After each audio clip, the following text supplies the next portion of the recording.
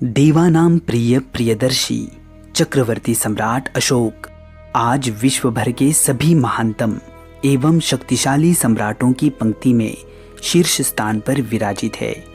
उन्हें यूं ही चक्रवर्ती सम्राट नहीं कहा जाता। उनका साम्राज्य उत्तर में हिंदुकुश की श्रेणियों से लेकर दक्षिण में मैसूर तक, तो पूर्व में बांग्लादेश से लेकर पश्चिम में अफगानिस्तान, ईरान तक फैला हुआ था। वर्तमान परिदृश्य में देखा जाए तो सम्राट अशोक का ये साम्राज्य आज का भारत, अफगानिस्तान, नेपाल, पाकिस्तान, भूटान, म्यांमार और बांग्लादेश के अधिकांश हिस्से में व्याप्त रहा था। उस समय से लेकर आज तक ये किसी भी भारतीय राजा का सबसे बड़ा साम्राज्य रहा है। इसीलिए मौर्य साम्राज्य के ये तीसरे सम्राट भारत के आज तक के सबसे शक्तिशाली एवं महान सम्राट रहे हैं।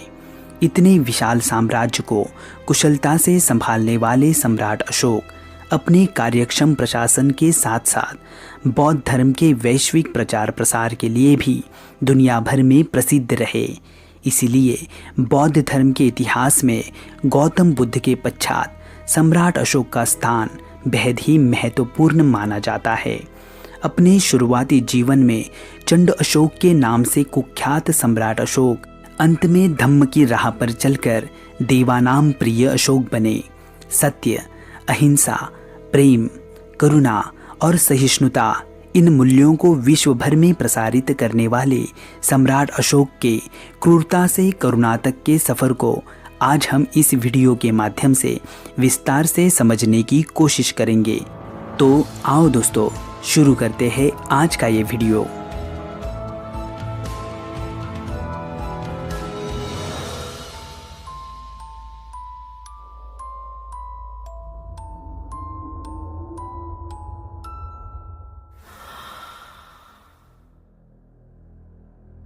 सम्राट बिंदुसार और रानी धर्मा के पुत्र अशोक का जन्म 304 ईसा पूर्व में पाटलिपुत्र में हुआ। बौद्ध ग्रंथों में वर्णन है कि सम्राट बिंदुसार की 16 पटरानियां और 101 पुत्र थे, जिनमें से 99 पुत्रों को अर्थात अपने 99 भाइयों को मारकर अशोक ने स्वयं को सम्राट पद पर स्थापित कर दिया। बौद्ध ग्रंथों में बताई गई इस बात के ऐतिहासिक प्रमाण तो नहीं है, लेकिन एक बात तो स्पष्ट है कि 273 ईसा पूर्व में जब सम्राट बिंदुसार की मृत्यु हुई, तब उनके ज्येष्ठ पुत्र सुसीम सम्राट नहीं बने और अशोक को भी सम्राट बनने के लिए 4 सालों का लंबा समय लगा। इसका मतलब इन 4 सालों में अशोक और उनके भाइयों में कड़े सत्ता संघर्ष का माहौल रहा और इस आंतरिक अशांति से भरे माहौल के खत्म होने के बाद ही 269 ईसा पूर्व में सम्राट अशोक का विधिवत राज्याभिषेक हुआ। सत्ता संभालते ही अशोक ने विरासत में प्राप्त विशाल मौर्य साम्राज्य को और अधिक विशाल करना प्रारंभ कर दिया।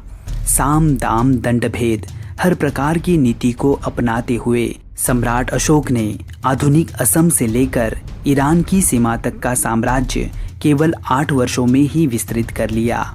इस दौरान अपने कठोर व्यवहार के कारण लोग सम्राट अशोक को चंड अशोक के नाम से पुकारने लगे। बौद्ध साहित्य तथा लोक कथाओं में चंड अशोक के इस कठोर रूप का वर्णन करने वाली कई कहानियां प्रचलित है।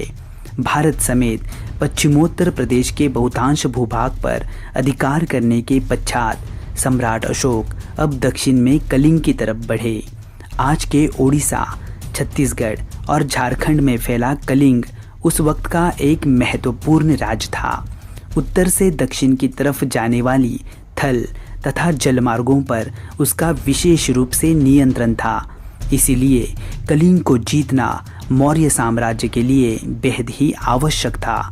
सम्राट अशोक के 13वें अभिलेख से हमें ये पता चलता है कि राज्याभिषेक के 8 वर्ष पश्चात ही मगध और कलिंग के बीच युद्ध प्रारंभ हुआ। 261 ईसा पूर्व के आसपास सम्राट अशोक ने कलिंग के सेनापति कलिंगराज को आत्मसमर्पण कर मौर्य साम्राज्य में विलीन होने का आदेश दिया, लेकिन कलिंगराज ने अशोक के आदेश को ठुकरा दिया और परिणाम स्वरूप युद्ध प्रारंभ हुआ। अपनी आज़ादी और अस्तित्व की इस लड़ाई में कलिंग की सेना समेत आम जनता ने भी हिस्सा लिया और मौर्य सेना को कड़ी टक्कर दी। लेकिन विशाल मौर्य सेना और अशोक के दांवपेच के सामने कलिंग का पक्ष कमजोर पड़ने लगा। अंततः सम्राट अशोक के आदेश से मौर्य सेना ने बड़ी बेरहमी से युद्ध भूमि पर कत्ले आम मचा दिया। 13वें शिलालेख के अनुसार इस युद्ध में लगभग 1 लाख लोग मारे गए, 1.5 लाख लोग घायल हुए और लगभग उतने ही लोगों को निर्वासित किया गया। सम्राट अशोक ने इस युद्ध के परिणामों को जब अपनी आंखों से देखा तब उनके चेहरे पर जीत की खुशी की जगह निरर्थक संघर्ष का दुख तीव्रता से झलकने लगा। अनाथ बच्चे, विधवा औरतें और अपाहिज सैनिकों की वेदना को उन्होंने गहराई से महसूस किया। अपने किए पर उन्हें इतना पश्चाताप हुआ कि उन्होंने युद्ध क्रियाओं को सदा के लिए बंद कर देने का निश्चय कर लिया और कलिंग का युद्ध सम्राट अशोक के जीवन का अंतिम युद्ध साबित हुआ। यही से सम्राट अशोक ने अहिंसा तत्व को अपनाते हुए युद्ध की जगह बुद्ध के मार्ग का चयन किया। दिव्यावदान के अनुसार उपगुप्त नामक बौद्ध भिक्षु ने सम्राट अशोक को बौद्ध धर्म की दीक्षा दी और यही से सम्राट अशोक ने शिकार तथा पशु हत्या करना भी छोड़ दिया। उनका हृदय अब मानवता के प्रति दया और करुणा से भर गया। उन्होंने जन कल्याण के लिए अनेकों काम हाथ में लिए, जिसमें चिकित्सालय, पाठशालाएं, सड़कें और कुओं के निर्माण को उन्होंने प्राथमिकता दी। इसी के साथ सभी संप्रदायों के सन्यासियों को भी उन्होंने खुलकर दान दिए। अशोक के शासनकाल में ही पाटलिपुत्र में तृतीय बौद्ध संगीति का आयोजन किया गया। मोगली पुत्ततीस की अध्यक्षता में आयोजित इस बौद्ध संगीति में अभिधम्म पिटक नामक त्रिपिटक ग्रंथ की रचना हुई और बौद्ध धर्म के वैश्विक प्रचार के लिए बौद्ध भिक्षुओं को विभिन्न देशों में भेजा गया, जिनमें अशोक के पुत्र महेंद्र एवं पुत्री संघमित्रा भी सम्मिलित थे।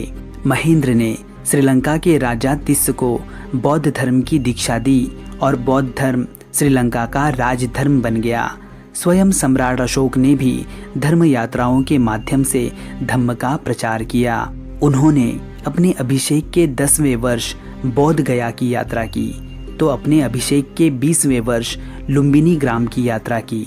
इसी के साथ विभिन्न धार्मिक संप्रदायों के बीच बढ़ रहे द्वेष भाव को मिटाकर धर्म की एकता स्थापित करने के लिए उन्होंने अपने अभिषेक के 13वें वर्ष धर्म महापात्र नामक पदाधिकारियों का एक वर्ग बनाया।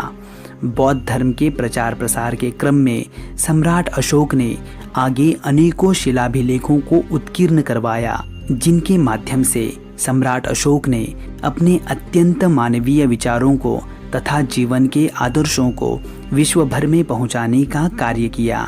उन्होंने अपने 37 वर्ष के शासनकाल में लगभग 40 अभिलेखों का निर्माण करवाया, जिन्हें ब्राह्मी, खरोष्टी तथा आर्मेयिक ग्रीक लिपियों में लिपिबद्ध किया गया है।